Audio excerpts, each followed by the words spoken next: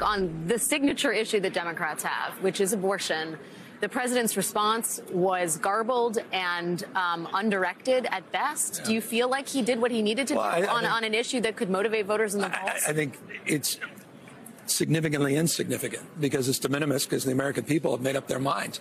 They don't support the policies of Donald Trump. They certainly don't support his policies or his assertion somehow the American people always wanted this to be states' rights, which was laughable and absurd. So I think for all of us, worry less and do more. We have the opportunity to turn the page. We have the opportunity to put our heads down. We have the opportunity to universally have the back of this president who's had our back. You don't turn your back. You go home with the one that brought you to the dance. There is panic that has set in.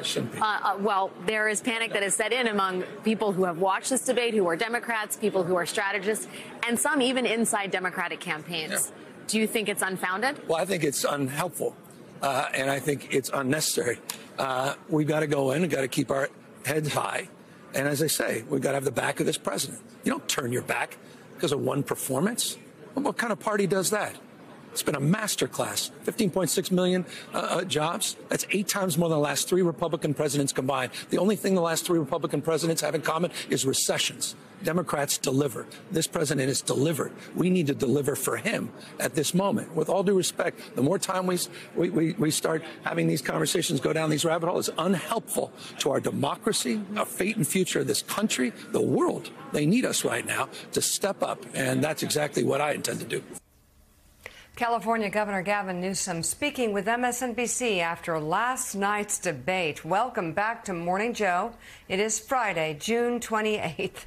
Jonathan Lemire and Mike Barnicle are still with us, and joining the conversation we have president of the National Action Network and host of MSNBC's Politics Nation, Reverend Al Sharpton, the host of the podcast On Brand with Donnie Deutsch. Donnie Deutsch, author and NBC News presidential historian Michael Beschloss, and NBC News and MSNBC political analyst, former U.S. Senator Claire McCaskill. Can't wait to hear from all of you in this second hour of Morning Joe. And we won't go into it as much as we did in the first hour, but if you're just tuning in, I've got to say, Mika, I agree with Gavin Newsom on many things. Joe Biden has the best job numbers in the past 40 years. The dollar's stronger than any time in the past 50 years. NATO has expanded and is more powerful than it's ever been since its founding in the 1940s.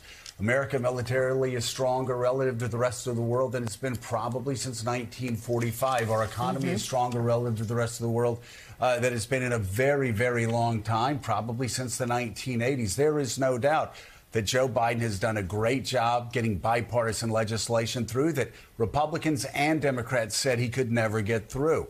He knows how to do this job. The question Joe Biden, Jill Biden, the family, friends need to ask themselves are not whether he's up to the job of being president of the United States, but whether he's up to the job of defeating Donald Trump. He did that in 2020. History will be kind to him because he saved American democracy and took us through a time when Donald Trump was trying to burn down American democracy, almost literally on January 6th. He continues to lie about January the 6th. He continues to lie about so many other things. The question is, though,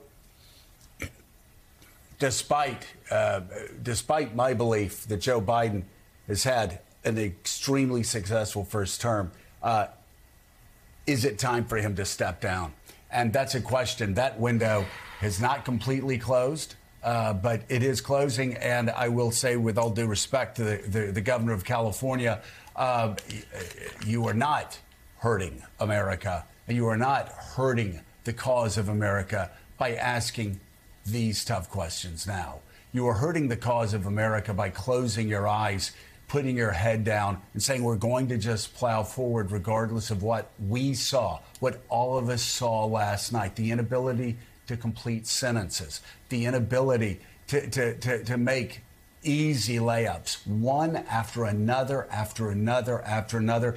It was the worst debate performance in modern political history. And the question, Mika, I know that has to be asked is, you believe that it may have just been because he had a cold last night, because he wasn't feeling well. And that's why I say Let's see what happens 2, 3, 4 days from now. Let's see if that's the case. But I will tell you, there's so many opportunities that were missed last night that I don't think a cold is what caused that. And also last night, Trump lied for the whole night. So the same question could be asked from his family, why they aren't sitting him down and saying, Mika, are you fit for this office? That's not going to be asked. Do you care about the Constitution? I know that. I'm just saying for balance, that should be the question. Yeah, but it's that not is asked the of question, Donald Trump. You said this is the question that needs to be asked of Joe Biden. I'm just saying for balance. Because Donald Trump lied all night long. All night long. America has become inured to his lies. They are not shocking anymore. So that's not a defense of Joe Biden. Let's pull back here and let me talk about the topic on hand. I'm just saying the same kinds of questions can be asked of Donald Trump. Well, I agree with that. But if he's lying and he makes obvious lies that a 10-year-old would have known he was lying about, Joe Biden has to answer those questions. Got it. I totally agree with you. I actually thought the moderators could have as well, but the job was on Joe Biden. And he failed at the job last night. There's no sugarcoating what happened last night. It was terrible. He was off. He couldn't rebut an endless stream of lies. He couldn't land an easy thought. It was not good. At the end of the night, way past midnight, Joe was on the phone with people calling him pretty hysterical, pretty upset. I could feel the despondence emanating from the room he was in. And yet, I kind of felt resolute. This is what I believe. I still believe in Joe Biden. Joe Biden has hit rock bottom in his life many times. He has suffered unimaginable losses throughout his entire life. He has lost 2 children, 1 baby and 1 adult.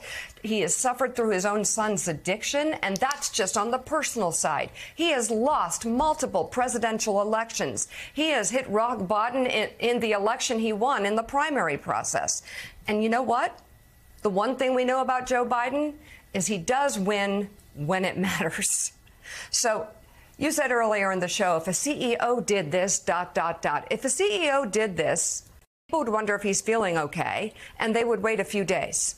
That's what I'm willing to do, because I truly believe in this man and what he has done for this country, even though his performance last night was terrible. And I think that's more than fair for a man who's given 50 years of his life to public service in America to take a breath and see what happens over the next few days, and then ask the question. I will say this, Willie, and I said it last hour for people just waking up. The thing about politics is it's not personal. I said last hour, I love Joe Biden. I love his family. I respect him for his service to America. I will forever be grateful for what he did in 2020 and for what he's done since then with I believe, great leadership. But 2024 is not about Joe Biden's past. 2024 is about America's future. And it will be a bleak, dark future if Donald Trump is elected president of the United States. And that is right now, that's what's in the balance. And I must say, many Democrats and independents and Republicans who fear a second Donald Trump term and what it means for freedom, what it means for liberty, what it means for the Constitution. Those people have every right to be deeply worried. Hey there, MSNBC fans. I'm Luke Russert, and be sure to join me, Rachel Maddow, Jen Psaki, Lawrence O'Donnell, Steve Kornacki, Joy Reid, and many more September 7th in Brooklyn, MSNBC Live Democracy 2024. Click on the link for ticket information. We will see you there.